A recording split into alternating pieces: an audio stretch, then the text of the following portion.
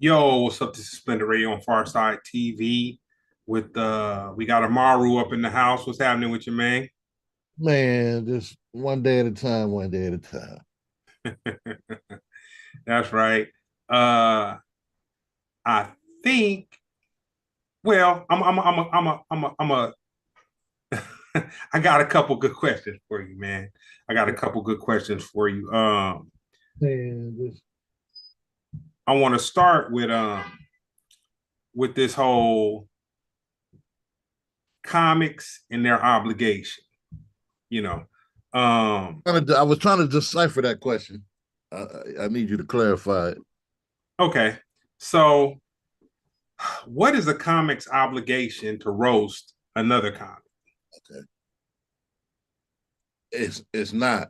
I had to think about that today because I was listening to something Lunel said, and she was like, she can't take it. Don't roast me. I can't handle it. And I guess maybe getting older, I I maybe subscribe to her thought process of because to me, roasting has become a slick ass way for motherfuckers to say what they really want to say about you, and don't have the balls to really say that shit. So they disguise it as because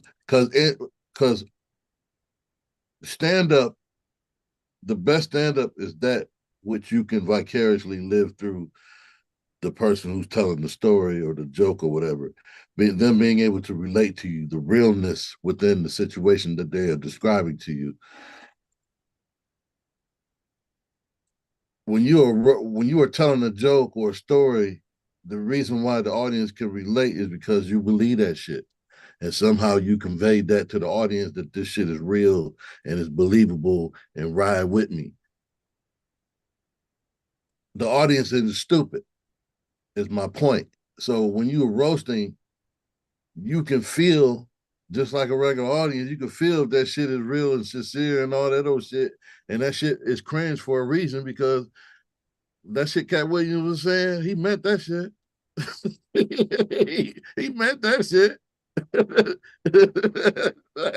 It's like, why are we playing? Y'all playing, they playing in our face, man. Like, oh, this is all in fun. You can hear the Kevin voice. That nigga was nervous after that shit was said.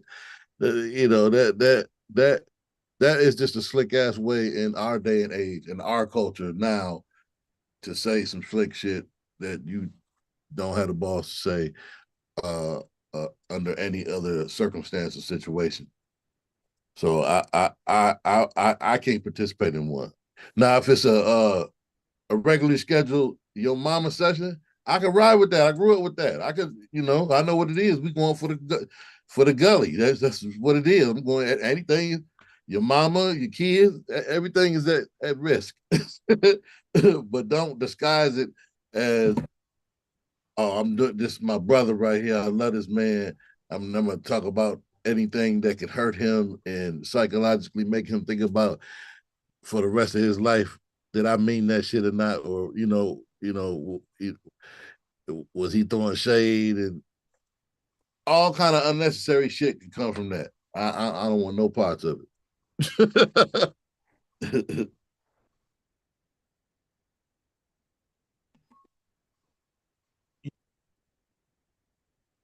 I can't hear you. Yeah. So yeah, I had a little Amazon truck backing down, you know. So uh one of my homegirls, closest homegirls, she hit me up the Saturday before the Kevin Hart roast. And she was like, I'm in town. Do you want to come? And I was like, To the roast. yeah. And I was like, you know, this is my I'm really not a fan of Kevin Hart. You know what I'm saying? And so, and then I've had, I've had everything from somebody tell me, well, you don't have kids, and so his comedy's not funny to you, and da da da da da da da da. I saw the movie with Kevin Hart with him and Will Get Hard was Yeah, yeah, Will Ferrell. Will Ferrell. Yeah, Will Ferrell. And that was it was I stood my way through the movie, but it wasn't I've never seen it again. And like, dude, when I like a movie, like man, I saw Black Adam like, and a lot of people debate me on that too. I saw Black Adam like 30 times. You know what I'm Yeah, saying? I've watched it like 30 times because like talking if about some with The with the Rock, rock in it. Yeah, yeah, yeah, yeah. I like. I bought it. Yeah, I like it. yeah, I've had people debate me on that, you Yeah, know, yeah. People forever. hate it. People hate Yeah, it. I liked it. yeah, no, you know it was dope to me too. So uh my homegirl is married, and so m- me and her husband had now I knew her before she got married, but me and her husband have a very special relationship too, where like his relationship and the relationship I have with you is very similar. Like I talk to him maybe every week or maybe a couple times a week. I might talk to her once a month or whatever. So uh I think while we were in the line for parking, we called her husband, and her husband was kind of like, you know, she was like, well, you know, Greg's not a Kevin Hart fan like that, you know, and isn't he crazy or for not being a, and I said, hey, man, your wife is my home girl. She invited me to the roast. Uh, Pops listens to blues on Sunday nights, 3 minutes away from the forum. So it's an easy go for me because, man, I'll get out the house. You know, she rolling style. So like it was, you know, it was something free that I went to and the way I went and her tickets and everything, real cool seats, woo woo. But you know, she kind of didn't get it. Like she was like, oh, you know, Greg's tripping, blah, blah, blah, blah, blah, blah. So anyway, so we get to the roast and Oh, so you went. no, I was there. Oh, so you burying the lead and shit. Okay, I all was I went no, I was at the roast. I right. was at the roast, like Okay. cool seats, whole little nine, whatever, whoop whoop. And the interesting part to me was home. Okay, so I'll say homeboy that wore the red suit. I think he's a cancer survivor. White cat, bald head, whatever. He was funny, but he let me rewind. So my peer group, the way that I came up was basically like we bad. You know what I'm saying? And so I was playing little league baseball, and I remember being about maybe 10 years old, and like we me and the homies used to always bag, and I used to catch a bus, and so I didn't go to the elementary school around where my people in my neighborhood went. So on a bus, we started where I live in like Harbor City, and then we went all through inner city LA. So the thing about kids from the inner city, they may not have the money, they might not dress the best or whatever, but dude, bagging is a way of survival. You know what I'm saying? That's what make kids like Like eat. dive bar. It's a dive, but it's a rite of passage. You gotta get hit in Yeah. So I remember this dude who was on my baseball team, and I said we were kind of bagging, but he wasn't really bagging a lot, and he kind of had a hard time. He was half Hispanic, half black, but he looked like right in the middle, so he never was really accepted by either. And we were just little kids, dude. Like I might even been like 8 or 9 years old. It might not even been 10. And so I remember saying something like your mom or something like that or whatever. And then homeboy wanted to fight me, and then the coach got in the middle in the whole nine or whatever. And then to make me feel just like shit, you know, his mom had died. And I was just like, ah, oh, you know, I just like, ah. So when me and it comes to bagging, I have that level of context. Now, moving forward, I had this girlfriend, and the girlfriend ended up sleeping with a guy who was in my immediate peer group at the time. And like everybody knew kind of but me. You know what I'm saying? And so I found out whatever. And this particular guy, he came over to where I was at, this house I was living at the time. Fuck it, I was the Far Side Manor. So he came to the Far Side Manor and he was on I think he was on acid. He was on acid or shrooms, and everybody was bagging. And he said, you know, and my mom hadn't gotten killed my mom hadn't gotten killed at this time. This was like 92. But he definitely had a sexual relationship with a girl who I was in love with. And like everybody knew, but I didn't know. And like he was a producer. Her homegirl's a singer, so she would hang around the studio on the weekends. So she was just around to get served by homeboy, and I just didn't know. So I found out that me and homegirl broke up. Whoop whoop.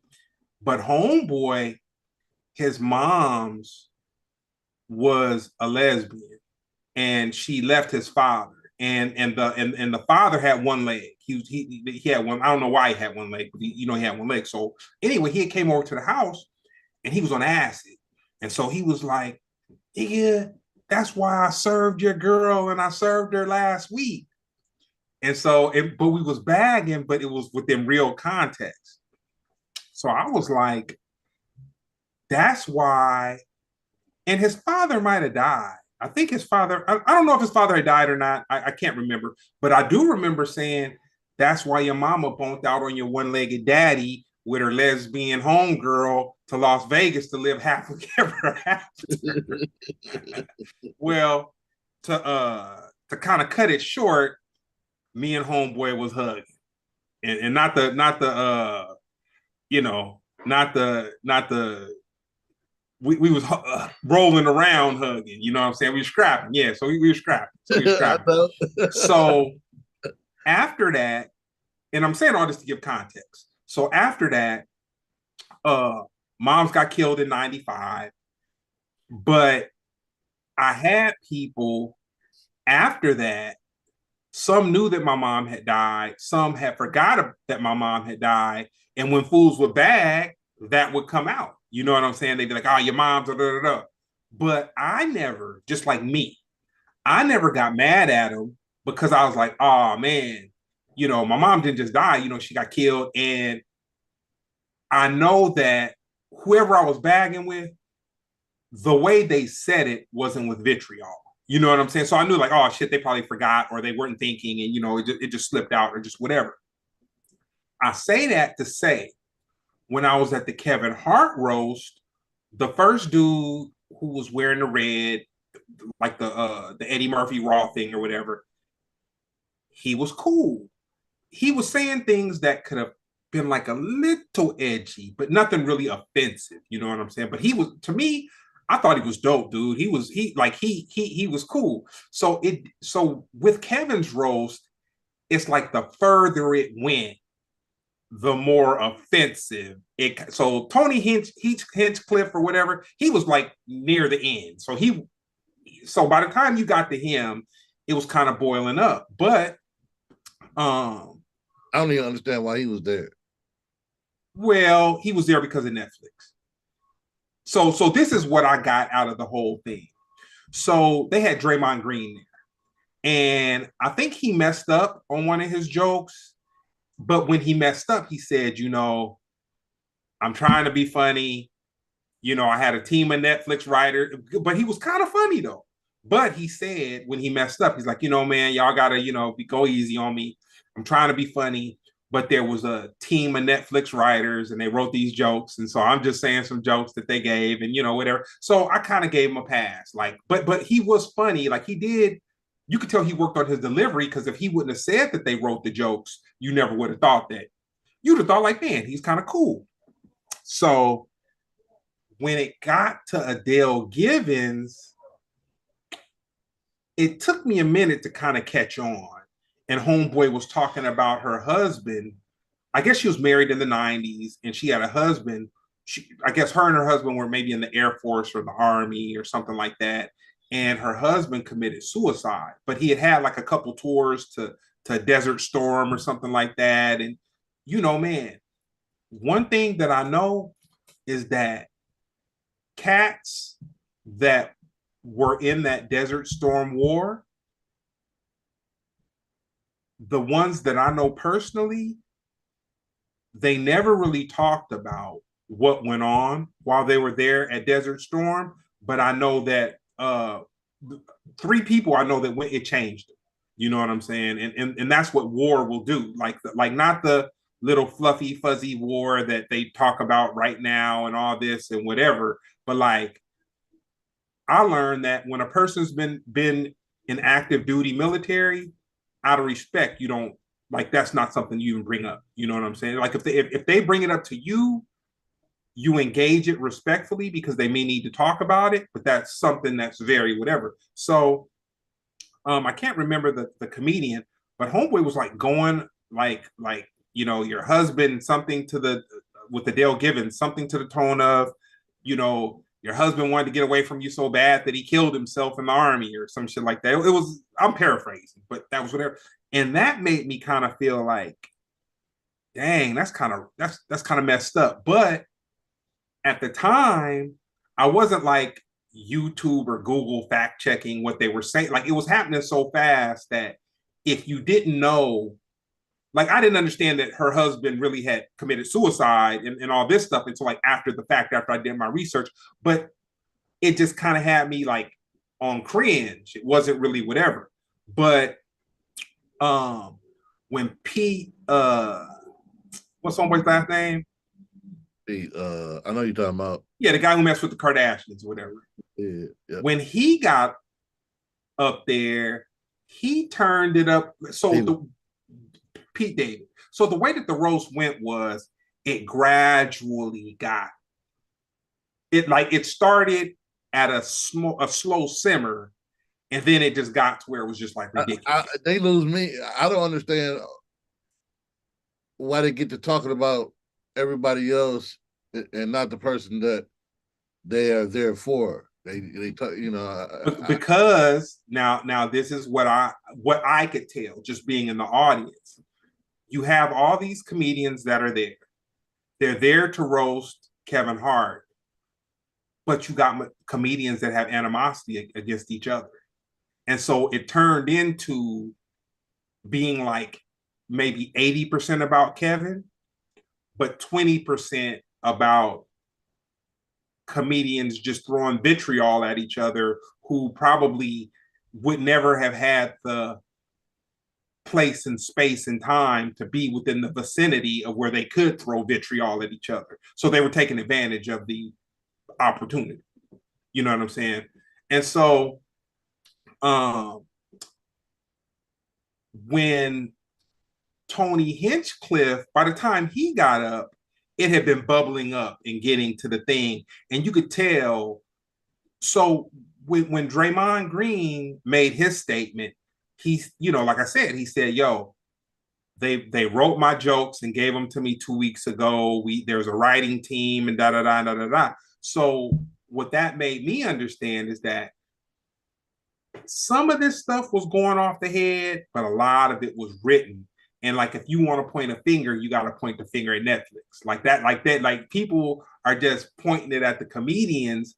But if you go to the IMDb, you'll see like a list of writers that wrote on it. So it wasn't Did just it when they was doing it on Comedy Central too.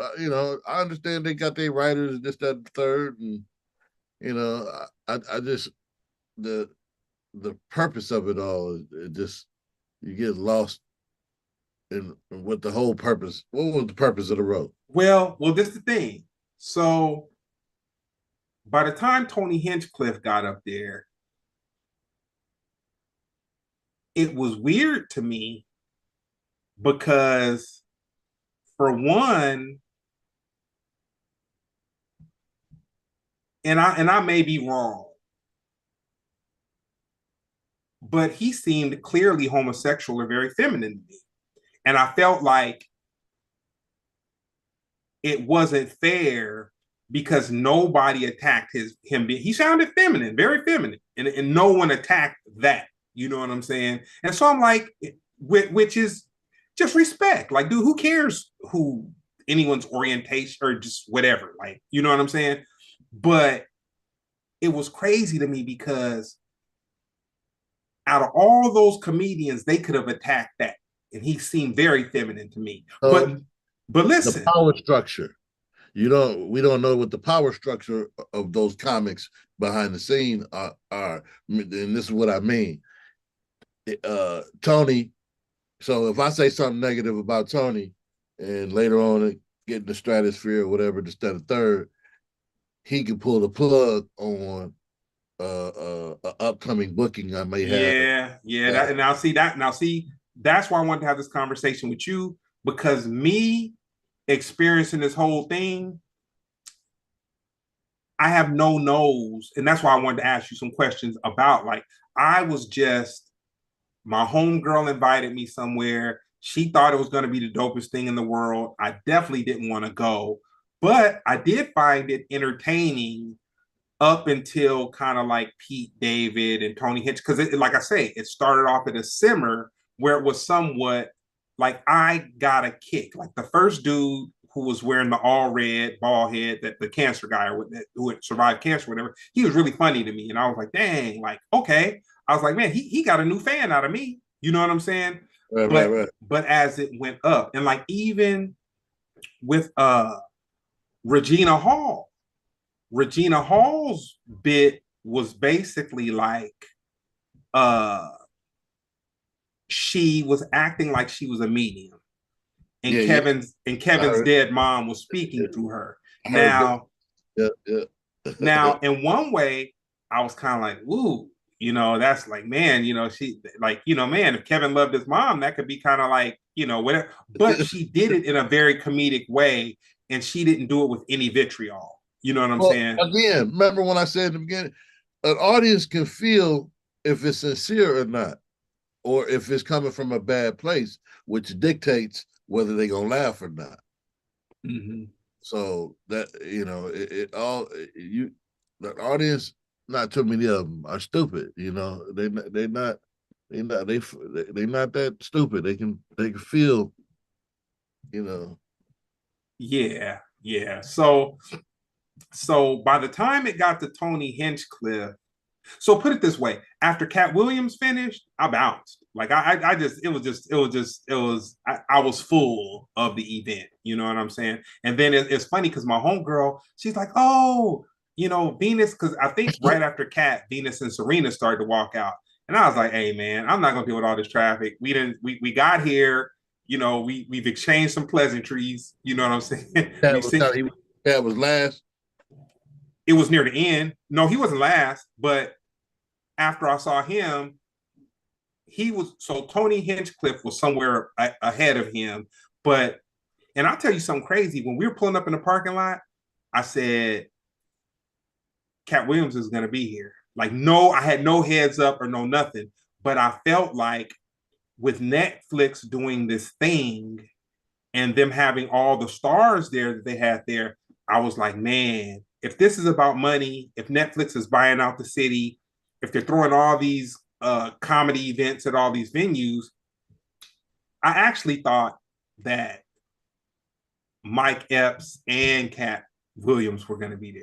Like I actually that was my conversation with Mike Epps wasn't there, but so when Cat roasted him, I was like, man, I'm full. I've seen it all. I've seen everything. Like, man, I saw history. You know what I'm saying?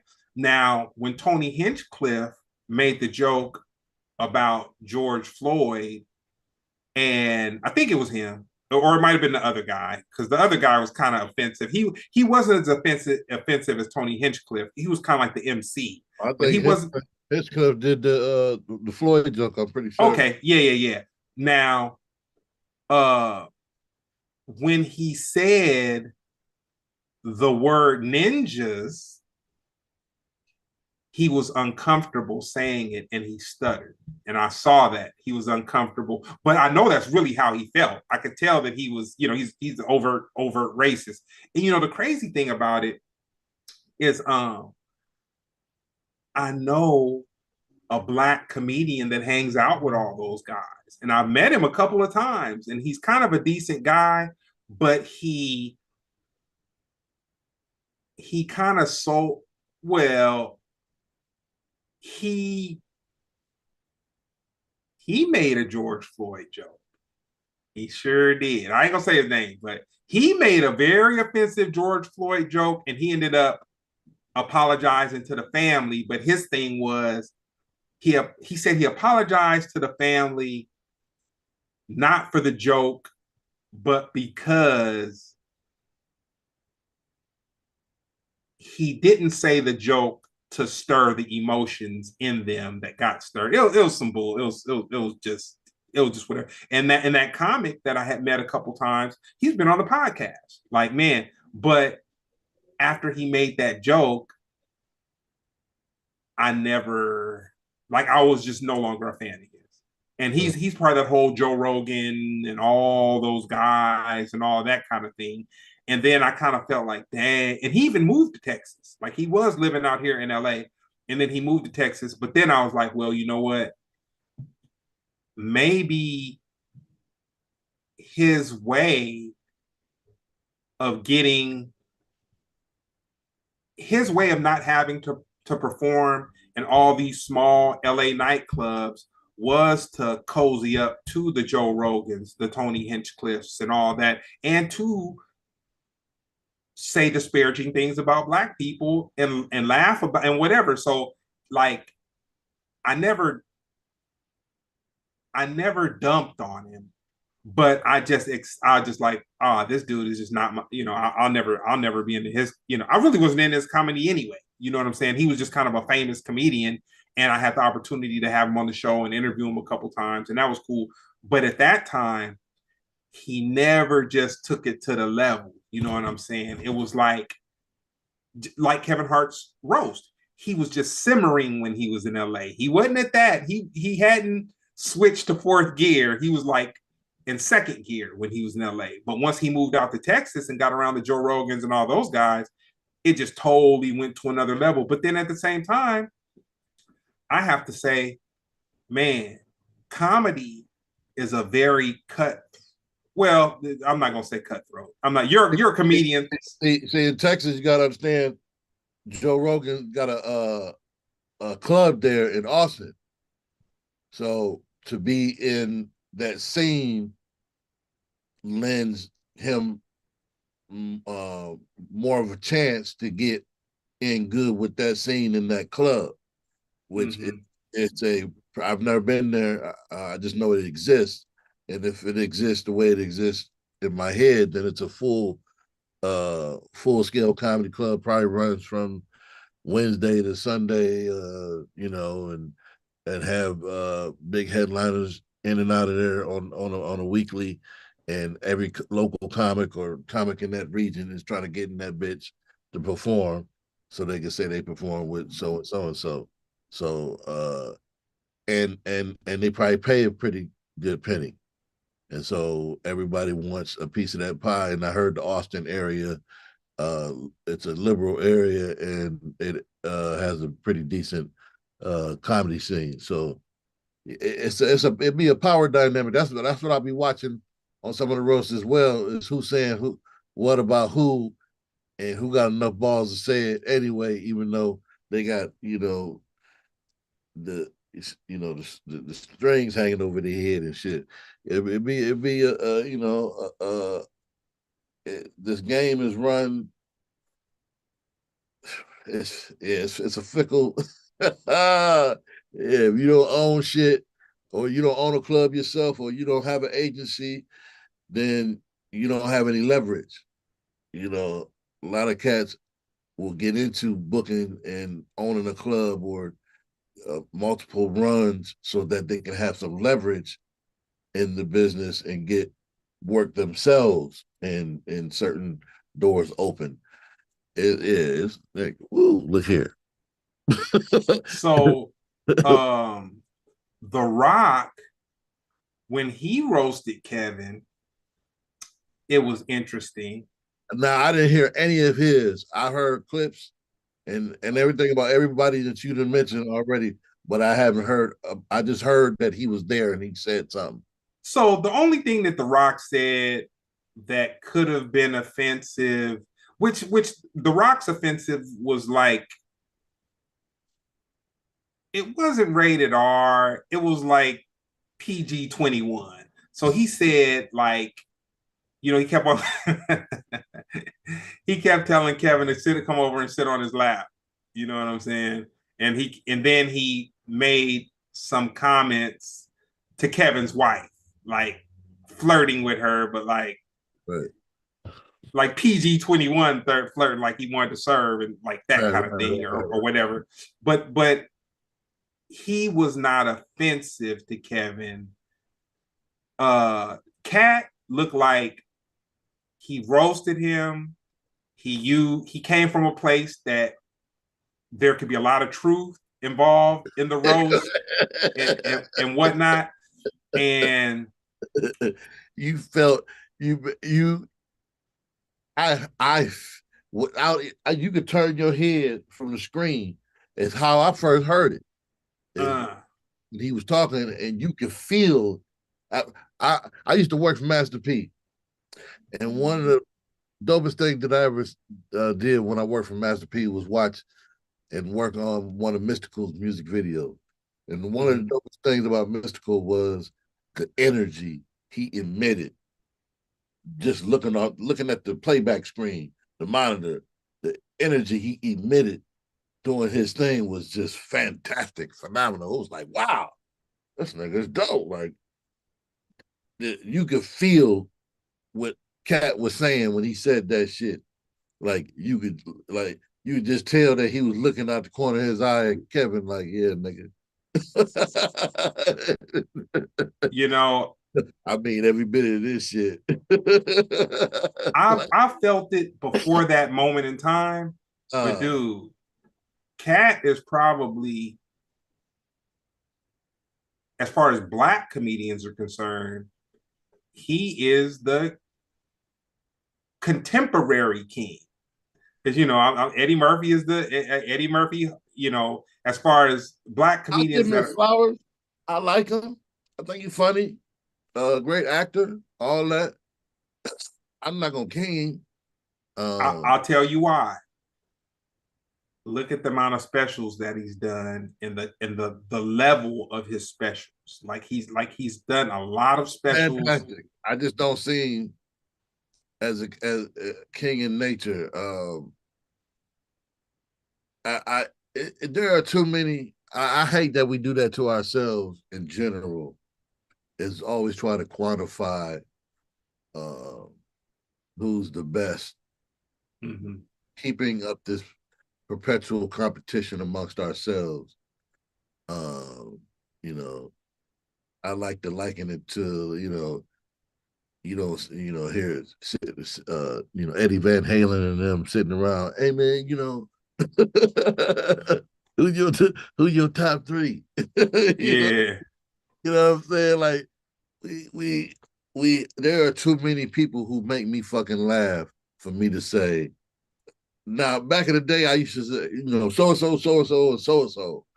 But I didn't laugh too hard too many times to comics I barely know their name, and you know it's it's too much, too many people out here, and too much criteria.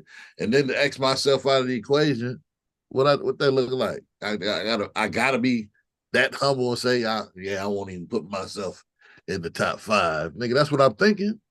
You know what I'm saying? Like there's just too many people, man. I always said that you say, who's your top, whatever. I'm like, anybody that make me laugh. If they are capable of telling some humor, a joke, whether it's on stage or whatever, and it tickled me, that's I'm done with it. Anybody that can tell a good story and make me laugh, and it's not contrived or forced, I'm with that shit. So yeah, it's too. I'll tell you who I didn't mention, and she held her own. I would say, that I would definitely put her in the top three comedians there that night. Oh, Chelsea Handler. okay. Oh, dude, she was funny, and she didn't have like she. I heard one of her jokes. She was talking. She took a stab at she admitted that was written for her, but she took a stab at somebody. That shit was funny as hell.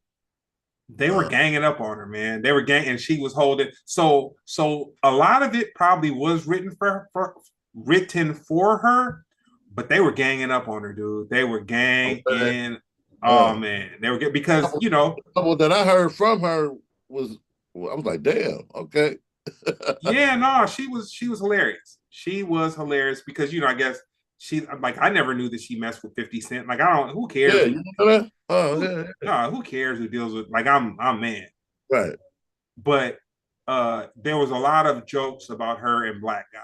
Like that was like the main, that was like the main, That's all they had. yeah, coming from every direction. But she held her own, you know. But so after seeing the roast up to the point that I left, the very first comedian that wore the red leather suit, I give it to him. I would go and see him if he was in it.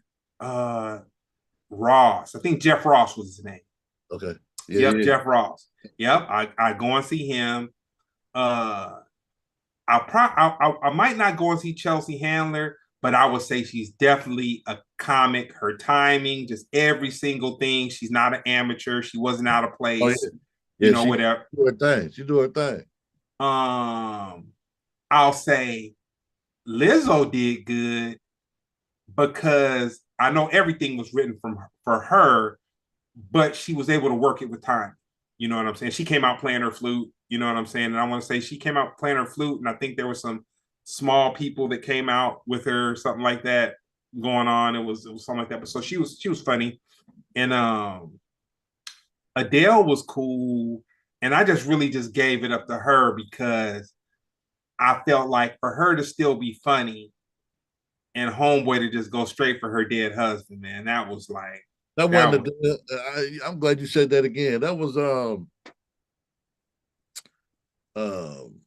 he that's was not the host. yeah, that wasn't Adele. That was what is her name? She was Oh, Cheryl Underwood. Shepherd, Cheryl Cheryl Underwood, Underwood. Cheryl Underwood. I keep on saying Adele Givens. You Yeah, said Cheryl Adele Underwood. the first time. I was like, what? Adele? Yeah, Adele Cheryl had Underwood, a dead Cheryl husband. Underwood. Cheryl Underwood had a dead husband. Yeah, Cheryl Underwood. And Yeah, again, I'm like, he talking about Cheryl Underwood. That's what he talking about.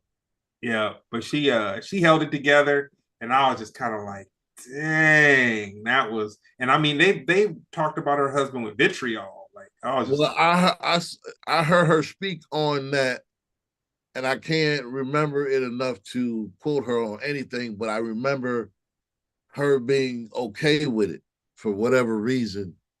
Um, and she said what she said or she was a whatever. professional, dude. She was a professional. Like put it this way, what they wanted out of her was the angry black woman. That's what they wanted out of her. And I've seen people try to do that to people. Well, I've seen them try to do it to angry black get the angry black man out of a black man, like uh the chud whatever. Like Yeah, they yeah, like people want to poke the bear. They want to poke the bear, but right. dude, she didn't go for it. She was she kept it together. But I say all that to say I went to the roast. Where was it at? The forum. Oh, they sold the forum out. Oh, okay, okay, okay, okay. Yeah, they sold the forum out. It was full.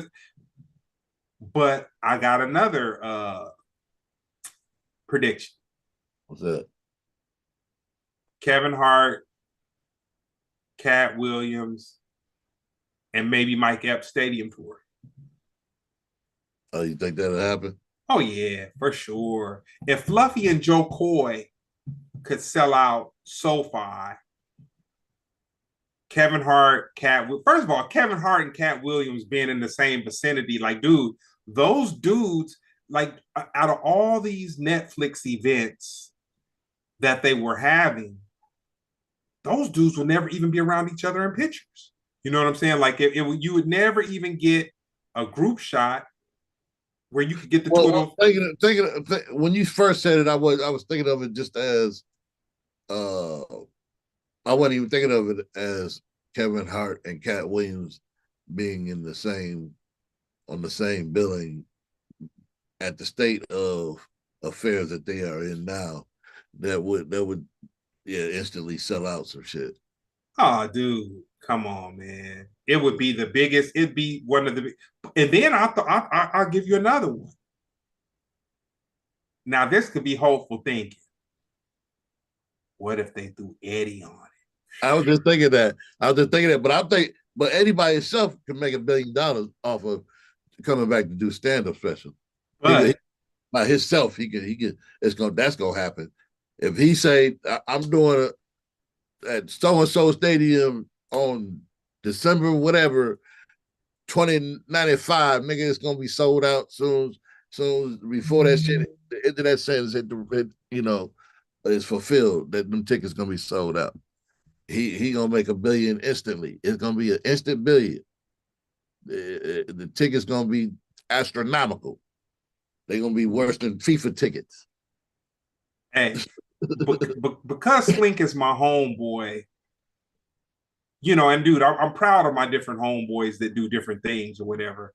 But dude, I have to remind people that Slink really was the star of a TV show with Charlie Murphy, with John Witherspoon, with Marla Gibbs' daughter as his mother, and with Dominique as his baby's mom. Like, dude, he really did something, dude. Like, and I'm saying, coming from a place of comedy, a lot of people were turned off because it was like, a black man portraying Jesus or not or whatnot. But dude, that show was so powerful, it rivaled Thursday Night Football. Uh, uh, They had to switch it up. They had to switch uh. it up. But it was so powerful, it rivaled. Well, that ain't nothing new for black folks in general because uh football halftime used to be on some they live in color shit. Well, Uh, in that's living color. that's where it came from. Yeah, yeah. And so, so for to to to know that is a good thing because it reinforces the fact that no matter what and the shit that we're going through in society right now is that we know what elements are going to withstand time, you know, and that's comedy, music, and roaches, nigga. They're not That's a going fact. nowhere. They're not going nowhere. And that's a fact. And you know what? I'm gonna give it up to another comedic family. And it's two things I want to see, uh, which my adopted nephews uh they want me to go this weekend and maybe Friday to see the Mandalorian with them. They're that's their thing or whatnot. But the other thing I want to see, scary movie, man. Okay. The Wayans family, They come out when? very soon. I don't know how soon, but I've been seeing the commercials, One commercial. and I know it's a lot of them in there. Like they're ushering their other family in. Yeah, all kind of niggas is in there. I was like, damn, I ain't never seen that Wayne. But I'll tell you this: one of the movies that Marlon did that's hilarious, Sextuplets. I watched. I knew you was gonna say that. Oh man, I didn't think it was super hilarious, but it was funny. There was a couple characters come on, man. that was pretty funny. I was like, I like that shit. I knew Marlon was good. One of my favorite movies, shit, one of my I'm gonna say top five. I could do that on that shit. Is Don't drink juice in the hood. the Sixth Man. I've never watched it, and it's Oh, Man, that's a sleeper cell right there, man. That's a that movie showed me right there that I was like, oh, this nigga good. Okay. Is that the one that had Wood Hair? That was Wood Harris in it? Oh, that's the one with Kadeem Hardison where Okay, okay, it was little basketball prodigies and then in college Kadeem dies and shit. But he okay, comes back as a ghost, as the sixth man on the team and shit. And okay. yeah, it's a classic, man. That's one of my top five. And when I saw that, I knew Marlon was the GOAT in the family, or he was going to be. It showed you his range, uh, the dramatic and comedic uh, interpolation that he does, that he's capable of, is beautiful. It was beautiful, beautiful. My takeaway from the Kevin Hart roast, to just sum it up, is that it was gentrified. And basically, with things that are gentrified, gentrification is the battery that allows you to enjoy something. But Did he sell out like people were saying? Did you get the whole sellout argument? did Kevin sell out? Yeah. No, because he was getting roasted. He was just sitting there taking it. He was You just know what I mean by that? It was because of the George Floyd jokes that he laughed at or whatever. People saying he sold out because it wasn't funny. I'm not gonna say that. I'll say that could, and I'm not gonna. Man, I don't want to take up for him. There's something about my personality that always wants to see the better in something that I see, and to not just feel that it's vile or just whatever. But it could have been nervous energy, dude. It could have been, he's just, Yeah, that's the first thing I thought about. It could have been a nervous. he's sitting up there and he's sitting and he's just like, ooh, that's like, man, damn. You know what I'm saying? Like, whew, you know. But, but wouldn't have been powerful for him, especially him, to say, you know what, and maybe say something about it. You know, that would have been a first. That would have been an acknowledgement that there may be a line too far, especially coming from that white dude. He a fucking racist. Like, why were you there in the first fucking place? Like, what? I don't Uh, understand.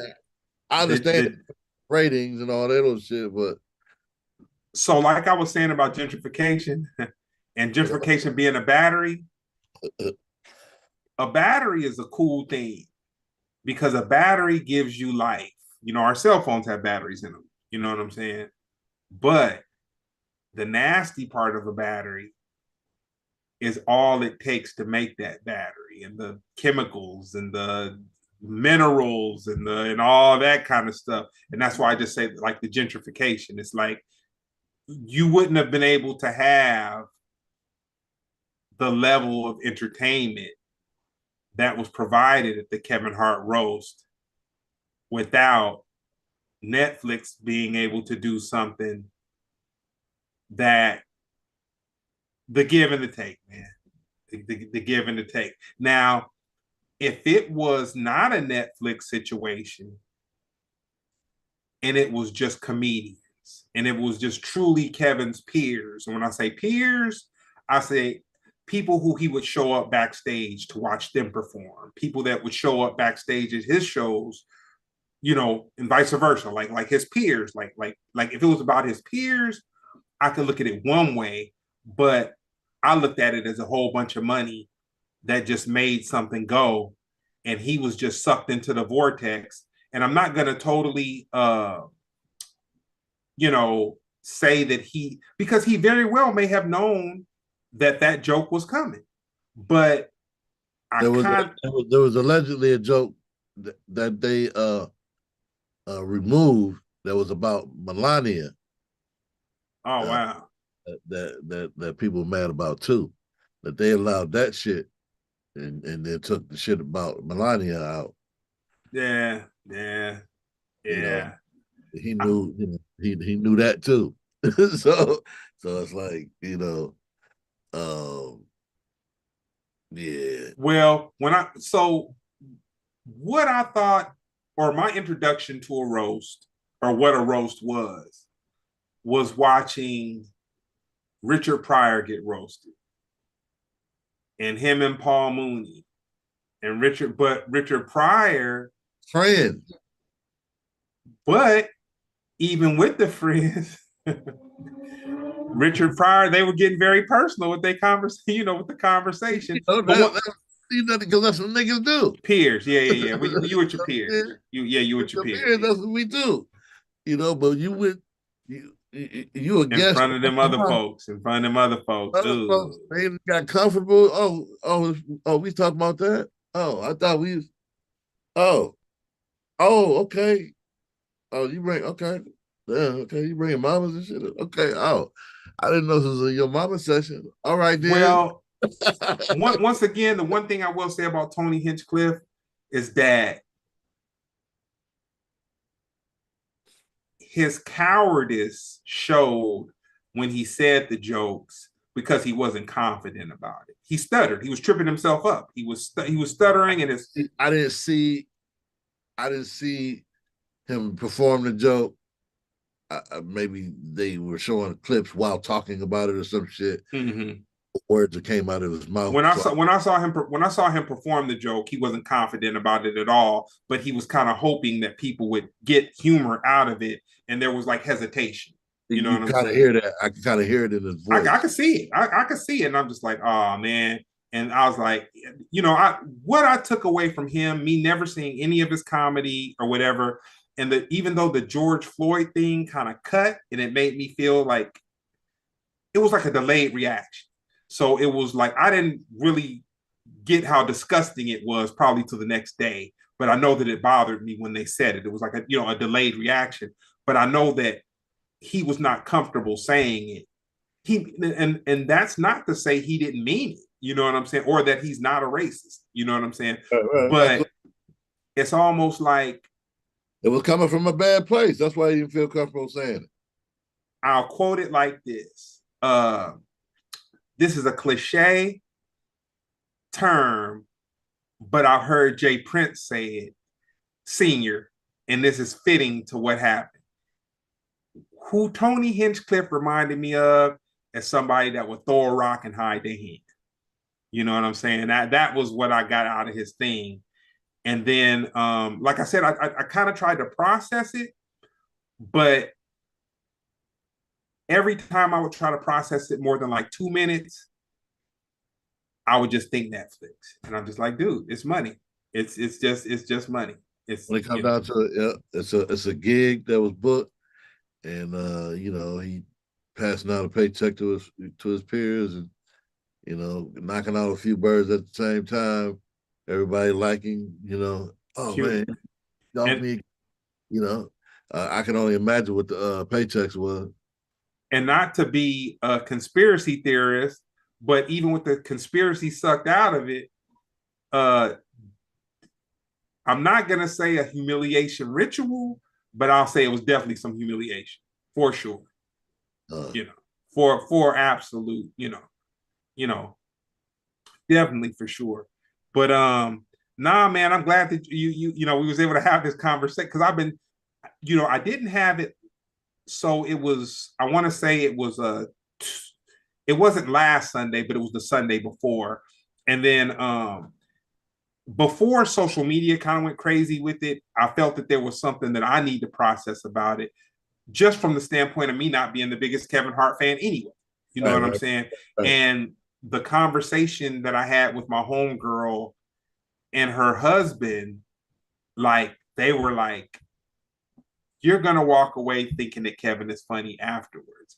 But what I said to them was, I'm not going to say that I'm not going to walk away feeling entertained. I just don't believe he'll be the person entertaining, Right. which was true. That's probably one of the top reasons that I didn't like Russ to go watch it or whatever. He ain't my favorite. I think he's entertaining. I like some of his movies. As a stand-up, I just think, I think he's effective.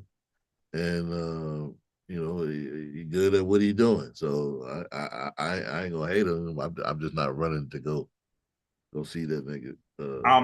I will mention two of my favorite comedians right now. Um, Bill Burr, because not only can he tell comedy, I believe he's in the Mandalorian or Boba Fett, and he played a character where he wasn't a funny character, but he killed it. You know what I'm saying? And for someone to be, it's like he didn't lean on the skill set that we know that would have almost been like a cheat code. He came with a whole nother skill set and he bodied that. You know what I'm saying? Now to tie these two people together, my second favorite contemporary following behind that would be Lavelle Crawford. And they just happened to work together on Breaking Bad. You know, they just yeah. Oh yeah. So did. yeah. So did. Yeah. And Lavelle, he been in the game for decades, nigga. From it's because I respect those. I respect them. Yeah, yeah. So you're gonna be coming out to California the next couple of few. You wanna just speak on it or you wanna talk? Yeah, I'm headed out there Thursday morning. I'll be there by probably Sunday or some shit. Producing a visual pod uh Mm-hmm. on going into your third act, especially as an older person.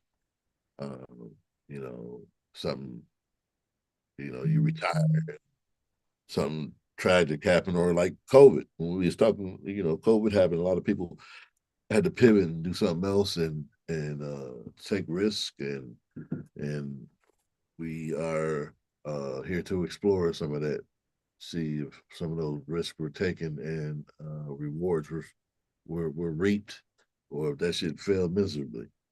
Mm. and you know, and maybe give people some ideas on what to pivot to that may have worked for people who have pivoted themselves. And so we have some very interesting guests coming up for the next couple weeks. We're doing 10 episodes this round, and then we'll do 10 episodes in August during the comedy festival week. And yeah, just me and another comic who ain't got no business being together. He an old white man and I'm me. So that whole uh, uh, situation, people gonna be like, "What the hell are they doing together?" Like, Well, I'm gonna tell you something else about some material that you're gonna have coming up in the near future. so, Um, it seems like your president is putting them warrants out for them PPP loans. man, look here, boy. Every now and then I seen, maybe in the last 30 days, I seen somebody just got popped, and then somebody was saying they about to get popped, and they was kind of trying to get in front of it. It's like, man, I thought when I was doing that PPP loan, it was X, Y, Z, this, that, and the third. I didn't know it was okay. Now, Nick. You about to Hey, hey, man. But the thing that amazes me about that is the people that took it to the max, man. Fools was getting mansions and Bentleys and like, It's not, they like ain't even trying to look like they was trying to, at least have some kind of a picture, something look like you was trying to not break the law. I got a homeboy who really made it work though. I got a homeboy who like, man, he finessed it to really he used the business that he had and he used it the right way and he really made it work for him, dude. To this day, he still and it's amazing to me, man. It's amazing to me. And he's just an example of somebody who used it he didn't abuse it. Right. He used it for what it was supposed to be used for, and he has a thriving business. And to be a cat that looked into it, and for whatever reason, it wasn't working out for me, and I didn't trust it. I didn't trust it, so I didn't pursue it. And to hear that, Cats was, being dirty with it and seeing it for myself, I was like, yep. Well, I'll say this: if you didn't want to get greedy with it, they was giving grants away. Like, man, they was giving grant. It was grant. A grant is something you don't have to pay back. You know I what I'm just saying? I just stuck with getting the unemployment checks that they was giving out, and utilizing those. Yeah, fools making thousands, man. Yeah, that was beneficial. That That was yeah, enough. that's all I need. I wasn't getting greedy. I didn't need none of that other shit. I made that shit work. That shit was that they did good on that. So if people want to peep your podcast, what's the name one more time and where would they be Oh, able to see Act it? Three Now What? It's act3nowwhat.com. We got the YouTube, the Instagram, all that good stuff going for it. It's a new situation that's happening, and you know, um, therealamaru.com. Period. It'll take you to all the other websites heard me say. I just found out that therealamaru.com was active. I didn't realize. I didn't realize I was paying. Okay, I'm paying for that. I forgot. Yeah, That's right. it's an active web. It'll take you to my main website, and but the new podcast is Act Three Now What, and we're gonna make it do what it do. It's 1,000 podcasts out there, and we trying to just figure out how to stick out just a little bit, and it help some people at the same time, because it's going to be a lot of pivoting going on in the next 24 months based on everything that's happening in society Oh, right now. that's fact. And shit, I might need a couple ideas. So know somebody. Well, hopefully you're getting ahead of the curve. You know what You I'm know what saying? I'm saying? But hey, so what you doing on Monday though? That's so funny. I was just thinking about that. I tell you what, um, I might be putting this new smoker I got to use. And so I figure it out and I'll let you because you never had none of my no, you never had that. But yeah, I'm definitely gonna have some cobblers going. And you know what? I might be man enough to do a brisket. I just stopped by my Yoda of smoking this morning. Man, he lost his wife on Thanksgiving. You know Oh what I'm man. saying? And I was thinking about him on my way to work this morning, and I was like, you know what? I'm just gonna pop up on him. And he was at home, and he was telling me he's about to get some briskets going tomorrow. Like he always gets ahead of the curve. Like he's because he's retired, so he's not gonna wait until the weekend to start smoking or whatever. He's gonna start smoking now, so he can just kick it on the weekend. And so when I got so the smoker I got is one that I was kind of like fantasizing about, man. Oh, I was like, and I wanted to get a real one.